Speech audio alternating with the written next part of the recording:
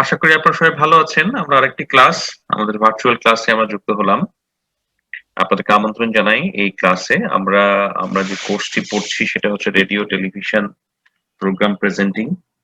তো এই radio television programme presenting এর গতদিন আমরা পড়েছিলাম আহ প্রোগ্রাম যারা প্রেজেন্ট করেন তাদের কোয়ালিটি কি হবে, অর্থাৎ কোয়ালিটির সাথে তারা কি ধরনের প্রিপারেশন নেবেন, তারা কি ধরনের প্রস্তুতি নেবেন, সেই বিষয়গুলো নিয়ে আমরা আলোচনা করেছিলাম। আমরা বারবারা জিল ওয়াল্টারের কথা পড়েছি গতদিন, অন্যান্য ব্যক্তির রেফারেন্সও পড়েছি গতদিন। তো আমি এই আলোচনায় ঢোকার আগে আজকে আমরা পড়বো আসলে মূলত আহ আমি যত সকল পড়াশোনা করেছি আপনারা জানেন, আমি টেলিভিশনের সাথে যুক্ত ছিলাম। এই সবকিছুর প্রেক্ষাপটে আহ কিভাবে আসলে একজন অ্যাঙ্কর প্রস্তুতি নেবেন তার একটা তালিকা আমি তৈরি করেছি।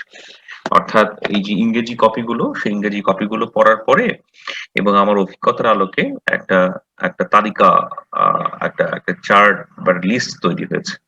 তো সেই লিস্টটা আমি আপনাদেরকে আজকে দিয়ে দিব। তার আগে আমি আপনাদেরকে একটা বিষয় একটু ইয়ে করতে চাই যে আমরা আসলে এই পুরো কোর্সে বেশ কিছু টিকা পড়বো। হ্যাঁ, টিকা। তো সেই টিকা আজকে আপনারা কয়েকটা টিকার নাম লিখে নিবেন। সেই টিকাগুলো আমি বলে দিচ্ছি, এটা একটু লিখে নেন, তারপরে আমরা মূল আলোচনায় প্রবেশ করি।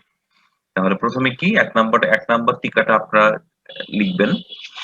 ১ নাম্বার টিকাটা লিখবেন, এটা আপনারা সবাই জানেন আপনারা আরকি, হ্যাঁ? তাকে আপনারা সবাই চেনেন, কিন্তু তার সম্পর্কে আরেকটু জানা, তার সম্পর্কে আরেকটু বিস্তারিত জানার চেষ্টা করা, তাকে একটু ফলো করার চেষ্টা করা। তো টিকার ১ নাম্বার নামটা হবে খালেদ মহিউদ্দিন। আপনারা এই ব্যক্তিকে চেনেন। তিনি এখন DW তে আছেন, ডয়েচে ওয়েলেতে আছেন। তিনি সেখানে টক শো উপস্থাপনা করেন এবং বেশ ভালো করেন, বেশ ভালো করেন। তাকে নিয়ে সমালোচনাও আছে, আবার তার গুণমুগ্ধ অনেক মানুষও আছেন। তিনি একটা শুদ্ধ সাংবাদিকতা চর্চা করার চেষ্টা করেন। তো তার সম্পর্কে একটু জানা, তিনি কিভাবে উপস্থাপনায় আসলেন, কোন অনুষ্ঠান ১ম উপস্থাপনা করেছেন, এখন উপস্থাপনা কোথায় করছেন, তার উপস্থাপনা আপনার কেন ভালো লাগে, তিনি কোন বিষয়গুলোতে গুরুত্ব দেন, তিনি কিভাবে নিজেকে প্রস্তুত করেন, এই যে বিষয়গুলো, এগুলো একটু তার সম্পর্কে জানা। ২ নাম্বার টিকা হচ্ছে ইত্যাদি। ইত্যাদি নামে একটা অনুষ্ঠান আছে, আপনারা জানেন। বাংলাদেশের একটা বহুল জনপ্রিয় অনুষ্ঠান। এই অনুষ্ঠান সম্পর্কে আপনারা জানবেন এবং এই অনুষ্ঠান সম্পর্কে জানতে এসে আপনারা একটু এই অনুষ্ঠানের উপস্থাপক জনাব হানিফ সংকেত, তার সম্পর্কেও একটু জানার চেষ্টা করবেন। কারণ এই ইত্যাদি অনুষ্ঠান সম্পর্কে জানাটা একটু প্রয়োজন। কারণ ইত্যাদির আগের আরেকটা অনুষ্ঠান ছিল।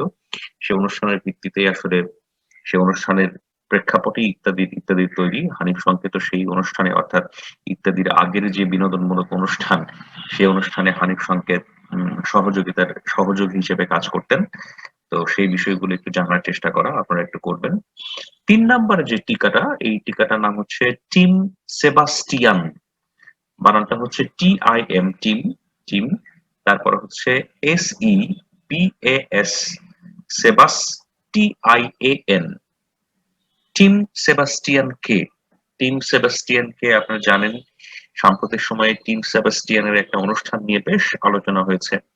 বাংলাদেশের প্রেক্ষাপটে সেই অনুষ্ঠানটি ছিল মাননীয় প্রধানমন্ত্রীর পররাষ্ট্র বিষয়ক যিনি উপদেষ্টা ডক্টর গওহর রিজভী, তিনি সেই প্রোগ্রামে ছিলেন। সেটা নিয়ে ব্যাপক আলোচনা হয়েছে এবং টিম সেবাস্টিয়ানের এই অনুষ্ঠানের কপিটি পরে আবার আবার বিভিন্নভাবে আলোচনা হয়েছে। একটু লাইনে থাকবেন। হ্যাঁ, হ্যাঁ, হ্যালো, কোথায়? হ্যাঁ, আমার ক্লাস শুরু হয়ে গেছে, আমি চাচিকে নামতে বলছি, দাঁড়াও। ওকে, আপনারা একটু লাইনে থাকেন ১ মিনিট। হ্যাঁ, চাচি, চাচি, হ্যাঁ, ওই যে টিপু, গওহরের স্পিচ হচ্ছে বাংলাদেশ সরকারের পররাষ্ট্রমন্ত্রী সচিব। কি বললো পররাষ্ট্র? উনি হচ্ছেন পররাষ্ট্র উপদেষ্টা, মাননীয় প্রধানমন্ত্রী পররাষ্ট্র উপদেষ্টা ডক্টর গওহর রিজভী। তাকে নিয়ে একটা বড় শো করেছিলেন। সেই সেই শোটা সম্পর্কে আপনারা একটু পড়বেন, দেখবেন।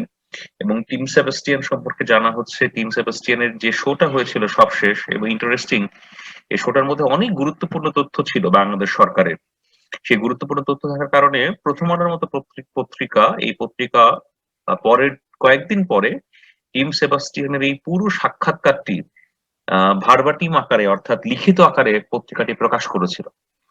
এই পত্রিকার মধ্যে গওহর রিজভী সাহেবের সরকারের সাথে সংশ্লিষ্টতা, তার ডিজিটাল সিকিউরিটি অ্যাক্ট, তারপরে আপনার মানবাধিকারের নানা প্রশ্ন, সরকার, অনেক কিছু ছিল আরকি, হ্যাঁ? তো টিম সেবাস্টিয়ান সম্পর্কে আপনারা একটু জানবেন। কারণ টিম সেবাস্টিয়ান আ বর্তমান সময়ের সারা বিশ্বের একজন অন্যতম গুরুত্বপূর্ণ উপস্থাপক। তিনি এখন DW ইংলিশের জন্য যে প্রোগ্রামটা করেন, সেই প্রোগ্রামটার নাম হচ্ছে কনফ্লিক্ট জোন। আপনারা যদি টিম সেবাস্টিয়ান কনফ্লিক্ট জোন নামে সার্চ দেন, তাহলে দেখবেন তাকে পেয়ে যাবেন। এবং যদি সুযোগ হয়, আপনারা যদি টিম সেবাস্টিয়ানের সাথে এই প্রোগ্রামটি যদি একটু দেখে নেন, তাহলে সেটা আপনাদের ভালো ভালো লাগতে পারে। টিম সেবাস্টিয়ান বিবিসিতে কাজ করতেন। এখন যে বিবিসির হার্ড টক করে স্টিফেন স্যাকার, সেই শোটা করতেন আগে টিম সেবাস্টিয়ান। টিম সেবাস্টিয়ান এর আগে কাজ করেছেন আরো কিছু টেলিভিশন চ্যানেলে, সে সকল বিষয়ে এখানে আলোচনা আছে। ওকে, তো টিম সেবাস্টিয়ানের কথা আমরা জানলাম। তারপরে আরেকটি টিকা, এটা হচ্ছে, এই টিকাটা হচ্ছে মূলত মূলত আমরা যে কাজগুলো করি সেই কাজের বা আমরা যে পড়াশোনাগুলো করছি সেই পড়াশোনাগুলোর প্রেক্ষাপটে একটা একটা ভেতরের অংশ একটা ভেতরের অংশ সেটা হচ্ছে সেটা হচ্ছে সেটা হচ্ছে সেটা হচ্ছে আহ একটু লাইনে, হ্যাঁ কবিরাম সাহেব।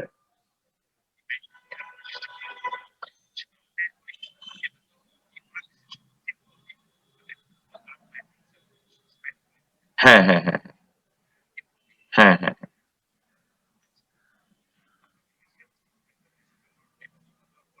হ্যাঁ হ্যাঁ হ্যাঁ হ্যাঁ হ্যাঁ হ্যাঁ হ্যাঁ সেটা হবে। হ্যাঁ হ্যাঁ হ্যাঁ হ্যাঁ তো সে, হ্যাঁ আমি একটু ইউনিভার্সিটি ক্লাসের মধ্যে, আমি একটু পরে কথা বলি আপনার সাথে, যদি আপনি আপত্তি না নেন। হ্যাঁ হ্যাঁ ওকে ওকে।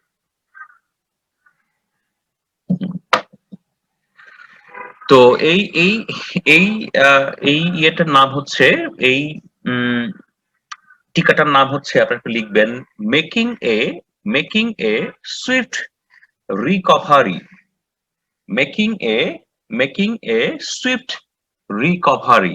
মেকিং, MAKING, মেকিং এ, তারপর সুইফট, SWIFT, সুইফট রিকভারি। তো মেকিং সুইফট রিকভারি মানে কি, সেটা আমরা একটু একটু বুঝবো। আমি আপনাদেরকে রেফারেন্স দিয়ে দিব, পড়ার জায়গা দিয়ে দিব। তবুও ছোট্ট করে বলি, সেটা হচ্ছে যে যেহেতু মানুষ প্রেজেন্টিং করে, এবং মানুষ প্রেজেন্টিং করতে গেলে মানুষের তো নানা ধরনের ভুল হয়, এবং সেই ভুলগুলো হতেই থাকে।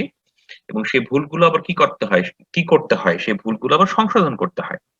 সে ভুলগুলো আপনি যখন করছেন, তারপরে কিন্তু ভুলগুলোর সংশোধন আপনাকে করা প্রয়োজন হয়ে পড়ে। তো প্রেজেন্টিং এর ভাষায় এই মেকিং এ সুইফট রিকভারির একটা বিষয় আছে। তো সেটা আপনাদেরকে একটু করতে হবে।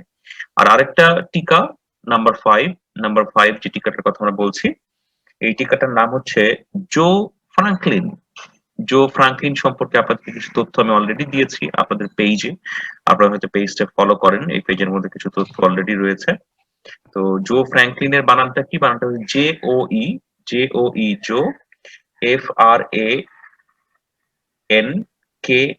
FRANKLIN, জো,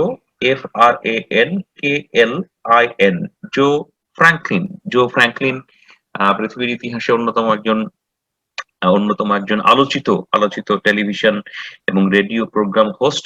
তিনি টক শো করতেন, এবং বলা হয় যে তিনি 30,000-এর বেশি শো করেছেন। যদি সংখ্যাটা 30,000-এর বেশিও না হয়, তিনি আসলে অনেক টেলিভিশন এবং রেডিও শো করেছেন, যেটা যেটা যেটা যেটা খুবই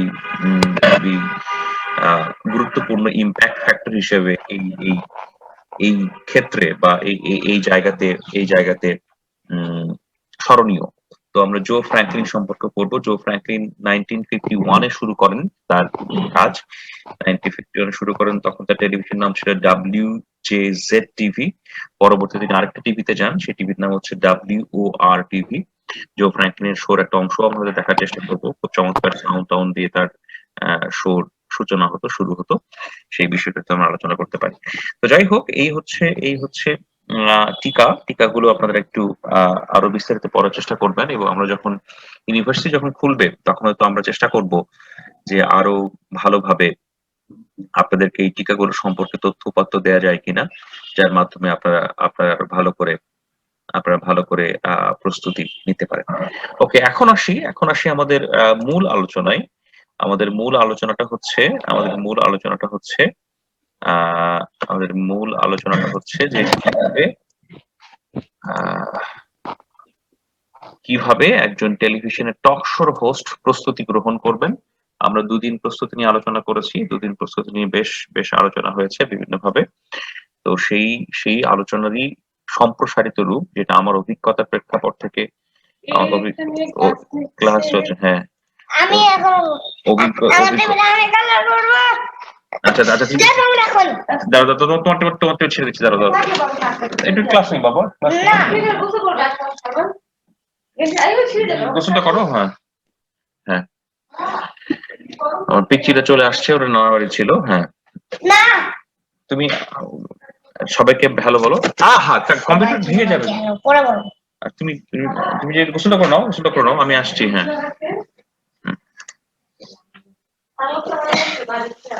আমার কম্পিউটার নষ্ট হয়ে যাবে মা। হ্যাঁ, আচ্ছা, আমি ক্লাসটা শেষ করে গিয়ে ক্লাসটা শেষ করে কথা বলছি। হ্যাঁ হ্যাঁ, আপনারা কি একটা পেজ দেখতে পাচ্ছেন?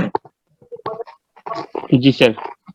ওকে, এই পেজটা হচ্ছে যে আসলে আমরা তো গত দুদিন আলোচনা করেছি। আমরা দুদিন আলোচনা করেছি। আমি একটু রুলটা চেঞ্জ করে নিই, একটু আপনার লাইনে থাকেন।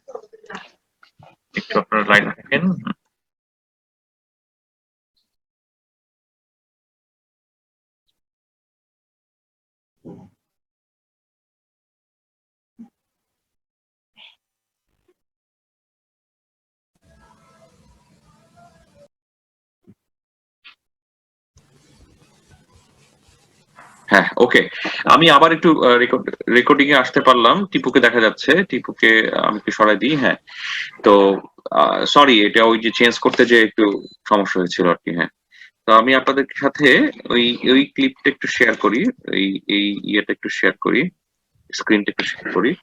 তো এখানে দেখেন, তো আমি যে আলোচনাটা করছিলাম গত দুদিন ধরে, সেই আলোচনাটা আবার আবার আমার অভিজ্ঞতার আলোকে, বাংলাদেশের টক শোর যে পরিসর, সেই পরিসরের আলোকে এখানে একটা তালিকা তৈরি করা হয়েছে যে একজন টক শোর প্রেজেন্টার, একজন টক শোর উপস্থাপক, তিনি কিভাবে প্রস্তুতি নেবেন তার একটা তালিকা এখানে করা হয়েছে 11টা পর্যন্ত। 11টা পয়েন্ট এখানে দেয়া আছে। আপনাদের যদি কখনো পরীক্ষায় আসে, এই পয়েন্টগুলোর বিস্তারিত করে আপনাদেরকে লিখতে হবে, আপনাদের লেখা প্রয়োজন। তো সেটা একটু আপনাদেরকে আমি একটু পড়ে শোনাই। আপনারা একটু দেখুন। শুরুতেই 1 নম্বরে বলা হচ্ছে এরকম যে যখন আপনি টক শো উপস্থাপনা করবেন, তখন যে জিনিসটা সবচেয়ে বেশি গুরুত্বপূর্ণ সেটা হচ্ছে রিসার্চ অ্যাবাউট দ্য টপিক। অর্থাৎ আপনার যে টাইটেল হবে, আপনার যে টক শোর যে বিষয় হবে, সেটা নিয়ে রিসার্চ করা, সেটা নিয়ে গবেষণা করা। এই গবেষণাটা হচ্ছে খুব গুরুত্বপূর্ণ বিষয়। আমি খালেদ মহিউদ্দিনের কথা বললাম একটু আগে আপনাদের। খালেদ মহিউদ্দিন তিনি যখন কাজ করতেন বাংলাদেশের ইন্ডিপেন্ডেন্ট টেলিভিশনে, তখন কিন্তু তার একটা কিন্তু 6-7 জন একটা রিসার্চ টিম থাকতো। যে রিসার্চ টিমটি তার টক শোর বিষয়গুলো নিয়ে রিসার্চ করতো। এটা হচ্ছে গুরুত্বপূর্ণ বিষয় যে প্রত্যেকটা টক শোর পেছনে রিসার্চ খুব প্রয়োজন। এবং আপনাদের টিম সেবাস্টিয়ানের সেই যে প্রোগ্রামটা আপনাকে বললাম, যার নাম হচ্ছে কনফ্লিক্ট জোন, এই কনফ্লিক্ট জোনের সেই প্রোগ্রামটা যদি আপনারা দেখেন, তাহলে দেখবেন টিম সেবাস্টিয়ান এখানে এত কিছু নিয়ে কথা বলছে বাংলাদেশের প্রেক্ষাপটে, এবং সেখানে কিন্তু তার ব্যাপক বা বড় পরিসরের কিন্তু তার কিন্তু গবেষণা রয়েছে। এই ব্যাপক বা বড় পরিসরের গবেষণা রয়েছে বলেই টিম সেবাস্টিয়ান কিন্তু সেই প্রোগ্রামটি ভালো করে করতে পেরেছেন। 2 নম্বর কি? 2 নম্বর বলা হচ্ছে set up the point of the view. প্রত্যেকটা টক শোর একটা টোন থাকে, একটা ভিউ পয়েন্ট থাকে, একটা গুরুত্ব দেওয়ার একটা জায়গা থাকে।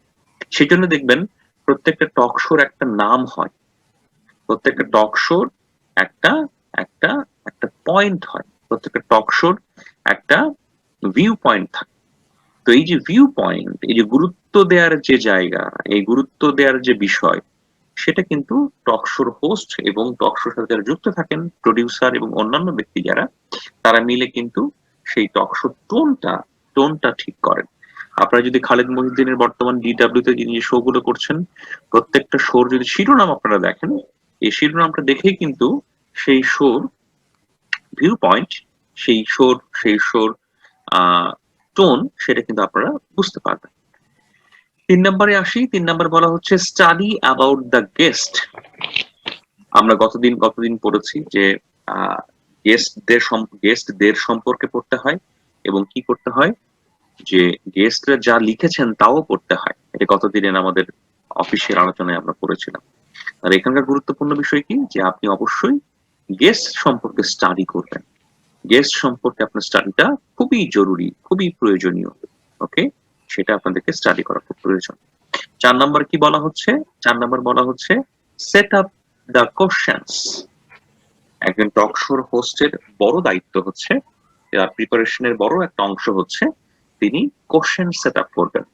তার সাথে যদি 3জন গেস্ট থাকেন, 3জন গেস্টকে তিনি ঠিক কি কি প্রশ্ন করবেন, 3জন গেস্টের সামনে তিনি কি কি বিষয়গুলো তুলে ধরবেন, 3জন গেস্টকে তিনি কোন প্রশ্ন করে, বাংলা ভাষায় যদি বলি, কাবু করবেন, বা কোন প্রশ্ন করে তাকে কঠিন পরিস্থিতির মধ্যে ফেলবেন, সেগুলো কিন্তু আগে থেকেই সেট আপ করতে হয়। আপনারা যদি খালেদ মহিউদ্দিনকে দেখেন, তার শোতে দেখেন, আপনারা দেখবেন তার হাতে কিন্তু কাগজপত্র থাকে এবং প্রত্যেকটা কাগজপত্রে সেখানে কিন্তু প্রশ্নগুলো লেখা থাকে। So, স্যার, খালেদ মহিউদ্দিনের লাস্ট যে শোটা ছিল হচ্ছে মহিউদ্দিন আহমেদ এবং আমাদের ইউনিভার্সিটির গেস্ট টিচার ক্লাস মাকে নিয়ে, অজয় দাশগুপ্ত স্যারের, হ্যাঁ, স্যারকে নিয়ে। তো ওনার স্যার কমেন্ট গুলো স্যার সব অজয় দাশগুপ্তের বিরুদ্ধে স্যার, দেখছিলেন তো স্যার মনে হয় খবর? কমেন্ট গুলো কমেন্ট গুলো স্যার একটু চেক করে দেখেন, যে মানে অজয় দাশগুপ্তকে সবাই ধুয়ে দিয়েছে একদম কমেন্টে। তো ওখানে না, স্যার উনি মানে খালেদ মহিউদ্দিন মহিউদ্দিন আহমেদের যে লাস্ট যে বইটা, সে বইটার সম্পর্কেও প্রশ্ন করেছিলেন ওনাকে, এবং হুম সে হুম বইটা থেকেও অনেক কিছু ইয়ে করেছে।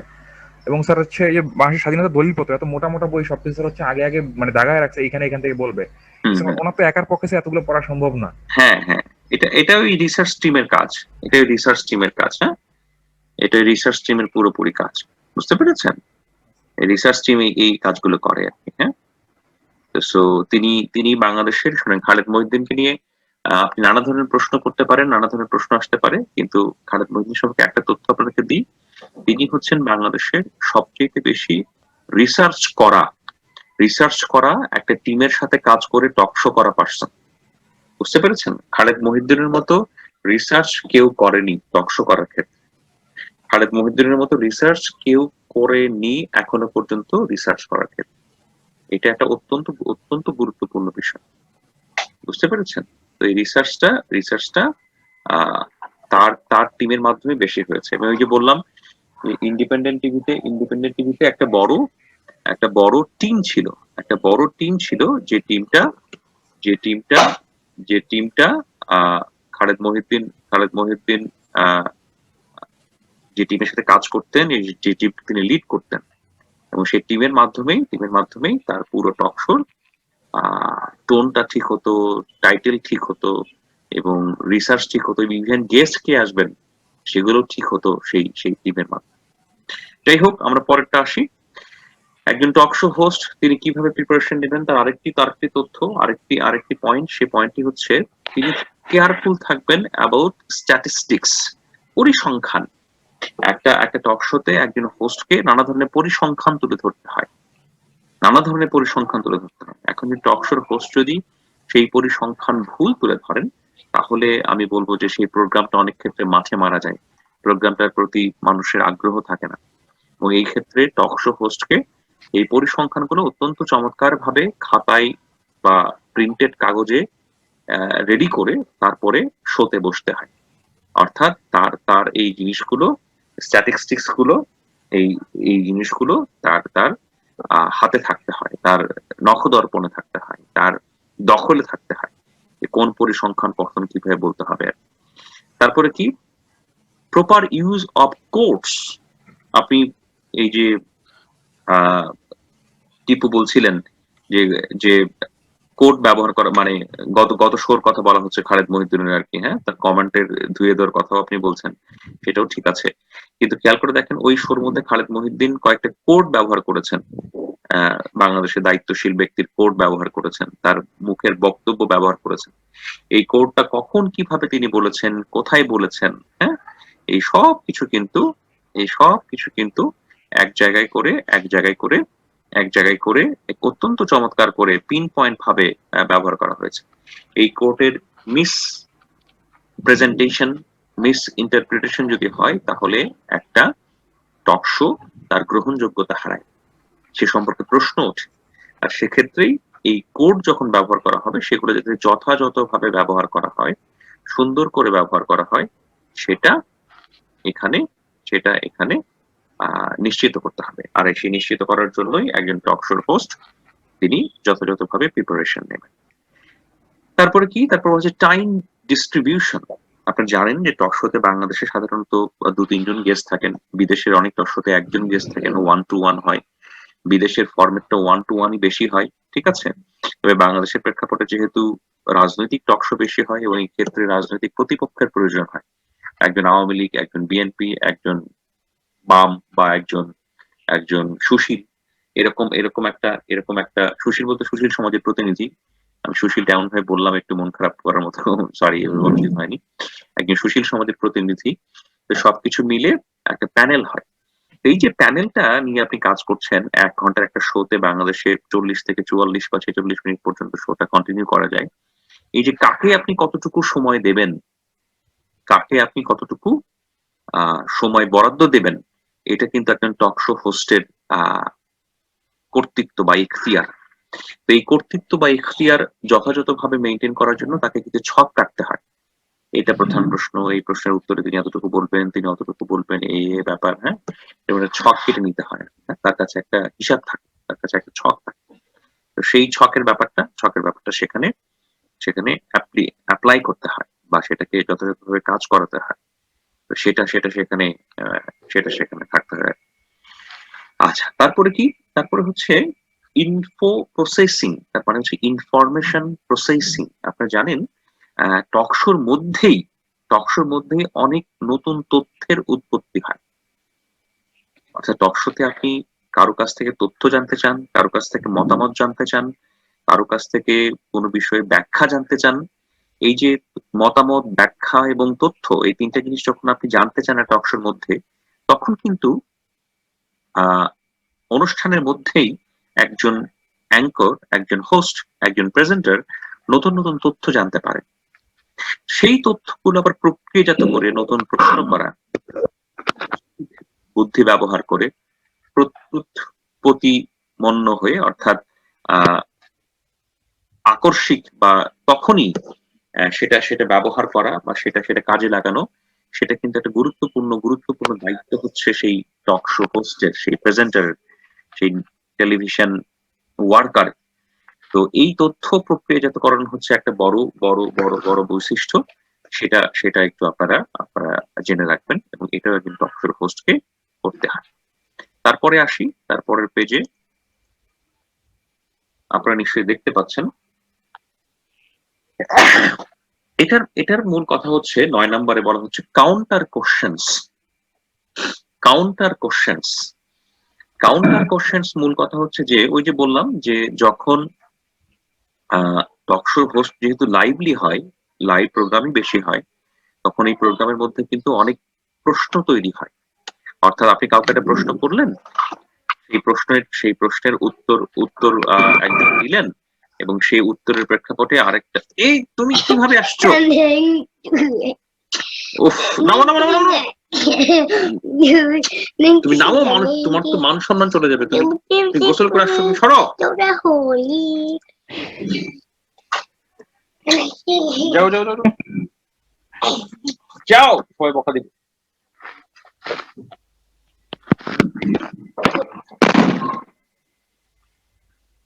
সরি, আরেকবার একটু আপনাদের একটু ইন্টারাপশন হলো, আজকে কয়েকবার ইন্টারাপশন হলো আর কি, বিভিন্ন ভাবে।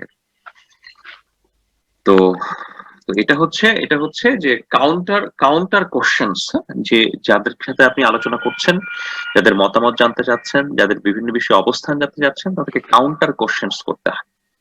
কাউন্টার কোশ্চেনসটা খুব জরুরি। তো এই কাউন্টার প্রশ্ন করাটা হচ্ছে একটা একটা উম গুণাবলী একজন প্রেজেন্টারের, এবং সেটা কি ধরনের কাউন্টার প্রশ্ন হতে পারে, কি ধরনের কাজ হতে পারে, এটা তাৎক্ষণিকভাবেই একজন প্রেজেন্টারকে করতে হয়।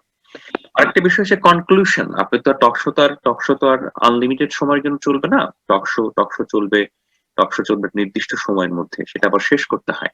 সেই শেষটা আবার করতে হয় একটা উপসংহার টাইপের কনক্লুডিং সেন্টেন্স বলে, বা কনক্লুডিং স্টেটমেন্ট বলে, সেটা বলতে হবে।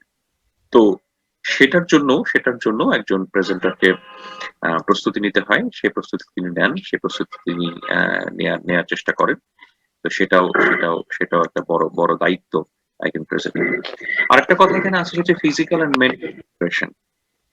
দেখেন, আমি এর আগেও বলেছি যে টেলিভিশনের কাজটা, প্রেজেন্টিং এর কাজটা হচ্ছে একটা লাইভলি কাজ। তার মানে হচ্ছে একটা জীবন্ত কাজ, এবং একটা ভাইব্রেন্ট একটা সক্রিয় টাইপের কাজ আর কি। হ্যাঁ, এখানে এখানে অফ মুডে থাকা, এখানে ফিজিক্যালি অসুস্থ থাকা, এখানে কোনো না কোনো ভাবে অফ মাইন্ডে থাকা, হ্যাঁ, এই জিনিসগুলো এটার সাথে স্যুট করে না। সেই জন্য একজন প্রেজেন্টারকে যখন তিনি কাজ করবেন তখন তার একটা মেন্টাল প্রিপারেশন দরকার হয়। ফিজিক্যাল প্রিপারেশন বলতে, আমি এখন অনেক মোটু হয়ে গেছি, আমাকে দেখতে পচা দেখায়, কিন্তু আপনি ফিজিক্যাল ফিট থাকবেন, আপনি হালকা ব্যায়াম করবেন, ঠিক আছে। কিছু কিছু ক্ষেত্রে কণ্ঠেরও কিছু ব্যায়াম আছে। যারা প্রেজেন্টিং করেন, কণ্ঠের কিছু ব্যায়াম থাকে, সেই ব্যায়ামগুলো করতে হয়। কণ্ঠশীলন যেগুলোকে আমরা বলি আসলে, যার মাধ্যমে আসলে নিজেকে প্রস্তুত করা যায়। মেন্টাল প্রিপারেশন বলতে আপনি একটু মেন্টালি ফ্রেশ থাকার চেষ্টা করা, কিছু ঝামেলা থেকে নিজেকে মুক্ত রাখার চেষ্টা করা, বা ফোকাস থাকা, এক কথায় আর কি। যে কোনো একটা বিষয়ে যদি আপনি ফোকাস থাকতে পারেন, কোনো একটা বিষয়ে যদি ফোকাস হতে পারেন, তাহলে সেটা আপনি সেটা ভালো করে করতে পারেন। সেই জন্য বলা হচ্ছে যে একটা শো করার আগে, একটা শো করার পূর্বে একজন প্রেজেন্টারকে ফিজিক্যাল এবং মেন্টাল প্রিপারেশনটা খুব খুব ভালো করে নিতে হয়। তো এটাই মূল আলোচনা।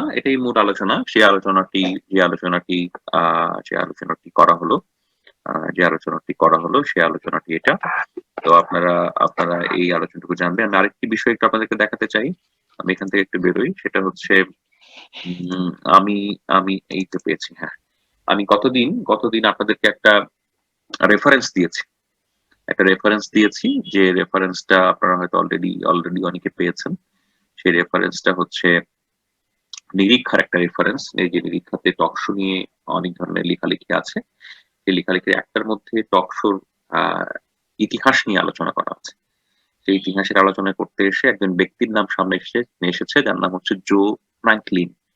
তো জো ফ্র্যাঙ্কলিন সম্পর্কে আপনাদের একটু জানা এই জন্যই প্রয়োজন, যে জো ফ্র্যাঙ্কলিন টকশো সঞ্চালনা শুরু করেছিলেন সেই 1951 সালে। ওকে, এবং তার তখনকার টেলিভিশন চ্যানেলের নাম ছিল WJZ টিভি। পরে এই টিভি চ্যানেলের নাম পরিবর্তন হয় WABC টিভি। এরপর তিনি অন্য একটা টিভিতে চলে যান, যার নাম WOR টিভি, এবং তিনি এই চ্যানেলের নামও পরিবর্তন হয়, সেখানে WWOR টিভি নামে পরিবর্তন হয়, এবং তিনি টানা 31 বছর টেলিভিশন টক শো হোস্ট করেছেন। তিনি 1993 সাল পর্যন্ত তিনি টেলিভিশনে কাজ করেছেন। তো তার সম্পর্কে একটু জানার, বাংলাদেশে টক শো নিয়ে আরেকটা কথা বলা প্রয়োজন। বাংলাদেশে টক শোর বেশিরভাগই হতো লেট নাইট শো, অর্থাৎ রাতের প্রোগ্রাম, মধ্যরাতের প্রোগ্রাম। তো বাংলাদেশে মধ্যরাতের প্রোগ্রাম হিসেবেই টক শো গুলোর আসলে উৎপত্তি হয়েছে, টক শো গুলোর জনপ্রিয়তা বেড়েছে, এবং বাংলাদেশে এখনো দেখবেন টক শো মধ্যরাতেই হয়। তৃতীয় মাত্রা মধ্যরাতে হয়, এটিএন বাংলার একটা প্রোগ্রাম আছে, সেটা মধ্যরাতে হয়। অন্যান্য প্রোগ্রামও এরকম মধ্যরাতে হয়, কারণ এই প্রোগ্রামগুলো প্রচুর প্রচুর দর্শক আছে মধ্যপ্রাচ্যে তারা এই শো গুলো দেখেন, বাংলাদেশ সম্পর্কে জানতে চান, ঠিক আছে। যার কারণে মধ্যপ্রাচ্যে এই শো গুলো দেখা হয় বা জানা হয়, এই আর কি। তো এটাই হচ্ছে আজকের ক্লাসের মূল আলোচনা। আজকের ক্লাসের এই আলোচনাটা আমি আজকে আর বাড়াতে চাই না। আমি আপনাদের কাছ থেকে কিছু প্রশ্ন প্রত্যাশা করছি। আপনারা যদি কিছু প্রশ্ন করেন, সেই প্রশ্নের প্রেক্ষাপটে উত্তরগুলো দিয়ে আমি আজকের ক্লাসটি শেষ করতে চাই।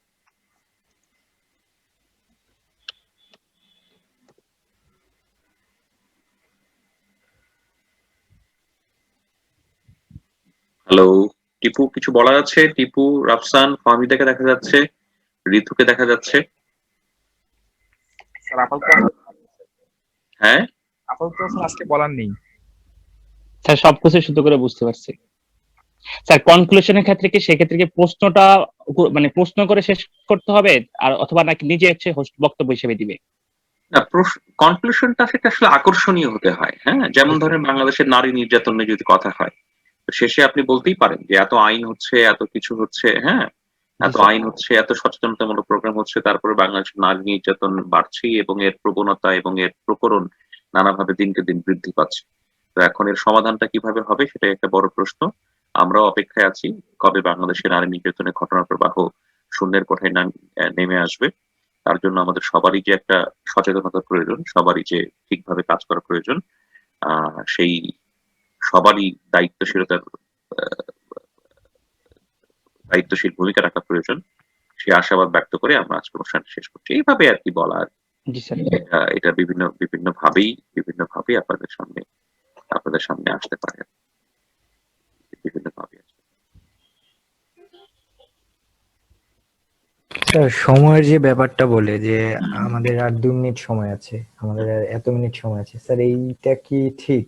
মানে এটা একটু কেমন লাগে না স্যার শুনতে? না, কেমন লাগলে তো বড় বিষয় নয়। বড় কথা হচ্ছে সময়টা লিমিটেড, হ্যাঁ? আর বাংলাদেশের প্রেক্ষাপটে মানুষজন কথা বেশি বলতে চায়। বুঝতে পেরেছেন? এটা একটা ব্যাপার থাকে আর। তো যার ফলে সময়টা মেইনটেইন করতেই হয়। বুঝতে পেরেছেন? সময়টা মেইনটেইন করার ক্ষেত্রে বড় ভূমিকা রাখতেই হয় আর এই আর। স্যার একটা অফ দ্য টপিক প্রশ্ন স্যার, যেটা হচ্ছে বইমেলা তো স্যার 3 দিন পরে শুরু হচ্ছে। এই বইমেলায় কি স্যার আপনার নতুন কোনো বই আসবে? আমার বই এভাবে আসবে না। আমার একটা বইয়ের কাজ চলছে, যে বইয়ের কাজের গতকাল আমি একটা আপডেট পেয়েছি। আমার একটা বই হয়েছে পিআইবি থেকে, প্রায় 340 পৃষ্ঠার একটা বই। সেই বইটা গতকাল আমি একটা কপি পেয়েছি। ওটাকে কি বলে, কপি পেয়েছি, ইয়ের কপি অর্থাৎ মেকআপ কপি। হ্যাঁ, এটা আরো অনেক কাজ আছে। এই কাজ শেষ করে এই মাসের মধ্যেই বইটা আসবে কিনা সন্দেহ আছে। আসতে পারে, না আসতে পারে। এটা কি স্যার 7 মার্চের? হ্যাঁ, হ্যাঁ, হ্যাঁ, হ্যাঁ। 7ই মার্চের ভূমিকা নিয়ে একটা স্টোরি কাজ করেছি সেটা। Not sure. ওকে, আপনাদের একটু ক্লাসটা শেষ করার আগে একটু একটা ভিডিও দেখাই, যে ভিডিওটা হচ্ছে জো ফ্র্যাঙ্কলিন কিভাবে টক শো করতেন, তার টক শো কতটা গুরুত্বপূর্ণ ছিল, তার চেহারাটা দেখতে কেমন, হ্যাঁ, সেটা একটু আপনাদেরকে একটু দেখিয়ে আলোচনা শেষ করি। আপনারা কি আমার স্ক্রিনটা দেখতে পাচ্ছেন? হ্যাঁ স্যার, দেখতে পাচ্ছি স্যার। আচ্ছা, তারপরে দেখি আমরা একটু জো ফ্র্যাঙ্কলিনকে একটু দেখে আসি।